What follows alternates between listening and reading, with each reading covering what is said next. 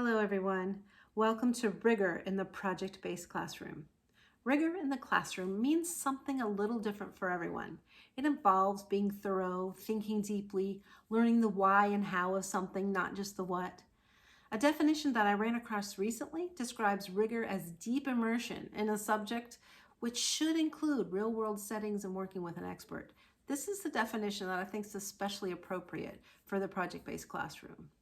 Actually, I think all of these definitions have a place and are useful and appropriate depending on where you're at, your teaching style, the purpose.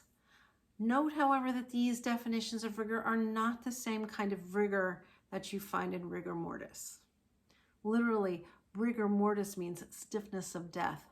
And I would propose that this is the mindset in some traditionally taught classrooms where the use of stiff, rigid practices requires students to do more practice, more homework, more questions at the end of the page, more reading, just to make sure they get it. My son was a victim of this type of thinking. And when he was in 6th grade, his math teacher sent home 30 math problems for him to do every single night to reinforce what they'd learned in the class that day. He hated that homework and complained mightily that he already knew what to do. He learned it well the first time, didn't see any reason why he needed to do all 30 problems. He considered it a waste of time. And honestly, I had to agree with him. But it was either do the work or get a 0. So let's be honest, anyone else out there ever use chocolate chips to bribe their students to do homework? Well, I did. 1 chocolate chip for every problem he did. He literally did the content to death. There was no life in the process. There was 0 flexibility, no allowances for individual differences, no deeper learning, and certainly no enthusiasm. All that was achieved with those extensive problem sets every night was rigor mortis. My name is Susan Sobrad, and I've been an educator for a long time. I'm a certified project-based learning trainer and a certified National Geographic educator. I've taught all grade levels from 3rd grade all the way up to seniors in high school, and I've seen a lot of changes over the years. But one thing that hasn't changed is that students will learn only what they want to learn. And by learn, I don't mean memorize and forget. I mean real learning that comes from applying new knowledge to unique situations to solve problems, learning that involves figuring out what you need to know, digging deep to find answers to those need-to-knows, and then making decisions about how best to use that information. None of that requires that students solve 30 math problems every night, but I would safely bet that the students who make discoveries and applies what he learns to a novel situation will be able to repeat that process in any circumstance, while the rote memorizer would be hard-pressed to do so. And that, my friends, is rigor. And it's our job as educators to grow in our students a mindset that craves rigor and to give them the tools to learn rigorously. One complaint that I've heard often repeated in teachers' lounges is that students are lazy. They really don't want to learn. So I think that's probably a good place to begin our conversation about how to build student capacity to learn rigorously. Our first interactivity is going to give you a chance to explore your own thinking about rigor. This protocol is called silent debate. And it's a protocol that can be used in the classroom to help students explore ideas in a way that's less threatening and more equitable. Close to where you're sitting, you'll see a large sheet of paper. In the middle is the topic for our debate. I'd like you to respond to the statement, students always choose less rigorous options. Even if you don't believe it's true, that's the purpose of debate, right? To look at both sides of an issue. So here's how. You're going to make general comments with a black marker and link them to the debate topic with a black line. As you read comments made by others, use a green Y to show agreement and explain your thinking.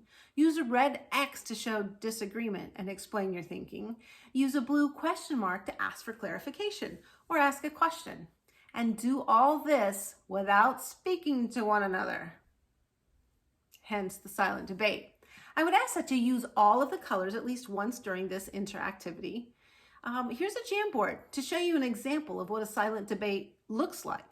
This can be used when virtual options for learning are needed. Are there any questions? Okay, just a reminder, no talking. You have 10 minutes. Go. How many of you think this is a rigorous interactivity? Me too. Students have to make a judgment. They need to read the judgments of others and respond to those judgments. They have to support their thinking with reasons. And the beauty of this protocol is that it can be used with any subject. Prove your math problem. What was this historical figure thinking at this moment in time? Does your scientific evidence support or refute your hypothesis? And the neat thing about it is that it's quiet. A lot of teachers like quiet. I personally prefer some organized chaos, but many educators like it quiet. And this is an option for quiet that doesn't require more practice, more homework, and rote memorization. So in the next part of our work today, we're going to explore the premise that rigor is a mindset that you can teach your students. Now, over time, it's become obvious to me that a rigorous education includes deep academic conversations between students and teachers, as well as between students working with each other in a group, or even between students and community members or subject experts. For academic conversation to be successful, it's got to be based on sound research. Collegial academic conversations also mean that students should be able to summarize their thinking, and also that they should be able to reach a common understanding when working with their group. So let's get started on this consensus building protocol. Each group member will have 5 minutes to read the article that corresponds with their number and take some notes in their section to remember key ideas. Then, each group member will have 1 minute to summarize what they read for a total of 4 minutes, and the team will have 30 seconds to ask clarifying questions to each member. Finally, after each group member has shared, the group will have 3 minutes to discuss their findings in order to come up with a definition of rigor for their team. And that definition then is written in that center square on your paper. Choose someone from your team to be your timekeeper. It's really important that time is kept. It keeps everybody focused. It keeps the process moving along. It gives everybody equitable time to respond and speak. It's a perfect way to make sure that everybody shares the air. Are there any questions or clarifications needed? All right, ready? Go. So, what do you think? How many of you think this was also a rigorous interactivity? Yeah, I think so too. While I provided the articles for you today, I often ask students to find their own research to share. They have to read and summarize their findings, they have to find the right words to accurately present their findings, and they have to field questions about their thinking. Then they have to work together as a team to develop a common understanding, an exercise that requires excellent listening skills, empathy, and a willingness to compromise. Quite rigorous indeed. Comments, questions? All right, let's jump right into the next interactivity. Encouraging students to think critically about the attributes of an idea or concept can be a challenge. Using a familiar process to guide students through can help them grasp nuances that might be otherwise inaccessible. Whether or not they've ever made a batch of cookies or followed a recipe of any kind, students are at least familiar with what a recipe is and how it is constructed. What are the parts of a recipe? The ingredients, a list of everything that goes into the final dish, and directions, how to put those ingredients together to make sure the final dish turns out well. This simple idea can be used as a protocol to encourage students to think differently about solving problems. What knowledge and potential artifacts will comprise the final solution to the problem? How will those factors be used to accomplish the task? On this slide, take a moment to read the recipe example. What literary theme do you see represented by this recipe? The ingredients?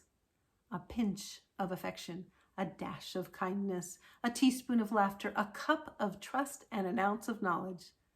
What do we do with all of those things? Mix them together and stir slowly. Bake at a low temperature until the relationship is firm. And when complete, dust with a cup of memories.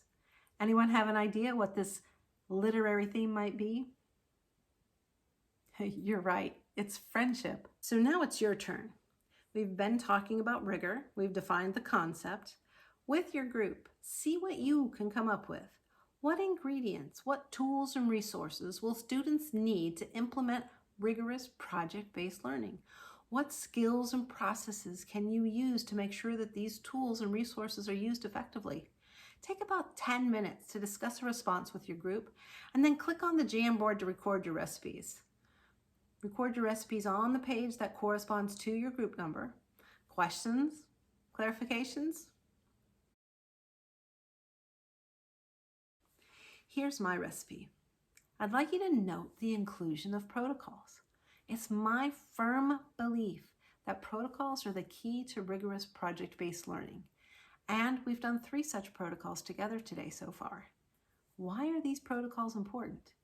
Because students don't know how to learn.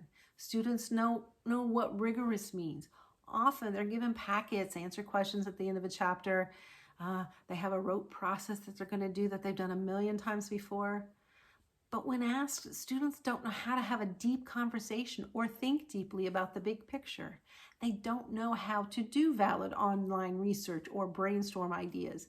These skills have to be taught, but once taught, they can become weapons in a student's arsenal to engage in the deep learning, the rigorous learning that can result from a project-based classroom. In our next section, and over the next several minutes, I'm going to review some ideas for protocols that can be taught to students. Protocols that extend beyond black and white, one-size-fits-all traditional educational practices, and move into a choose-your-own educational adventure kind of setting. Once these protocols are learned, students will be able to use them in a variety of situations to dig deep into content.